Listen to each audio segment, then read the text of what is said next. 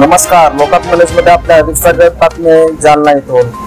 जालना शहरातील घरफोडी सराईत आरोपी जेरबंद करून 3 तोळे वजनाचे सोन्याचे गंठण केले हस्तगत स्थानिक गुन्हे शाखेची कारवाई। जालना शहरात दिनांक 8/6/2024 रोजी रात्री 2 वाजेच्या सुमारास आंबड चौफुली भागातील योगेश नगर येथे एका बंद घराचे लॉक तोडून अज्ञात आरोपीने कपाटातील सोन्या चांदीचे व रोख रक्कम चोरी केली होती। त्या प्रकरणी पोलीस ठाणे तालुका जालना येथे कलम 457-380 भाजवी प्रमाणे गुन्हा दाखल करण्यात आला होता। सदरच्या गुन्ह्यातील आरोपी शोध घेण्याबाबत पोलीस अधीक्षक अजय कुमार बंसल यांनी स्थानिक गुन्हे शाखेचे पोलीस निरीक्षक पंकज जाधव यांना सूचना दिल्या होत्या।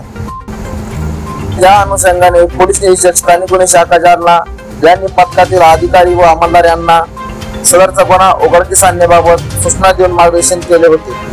त्या अनुषंगाने 20/6/2024 रोजी स्थानिक गुन्हे शाखेतील पोलीस अधिकारी व अंमलदार हे संशयित आरोपी नामे गोपी सिंग परला सिंग टाक या गुन्हेगाराचा शोध घेत असताना तो गांधीनगर जालना येथे मिळून आल्याने त्यास ताब्यात घेऊन त्याच्याकडील गुन्ह्याच्या अनुषंगाने चौकशी केली असता त्याने गुन्ह्याची कबुली देऊन गुन्ह्यात चोरी केलेले 3 तोळा वजनाचे सोन्याचे गंठण काढून दिले।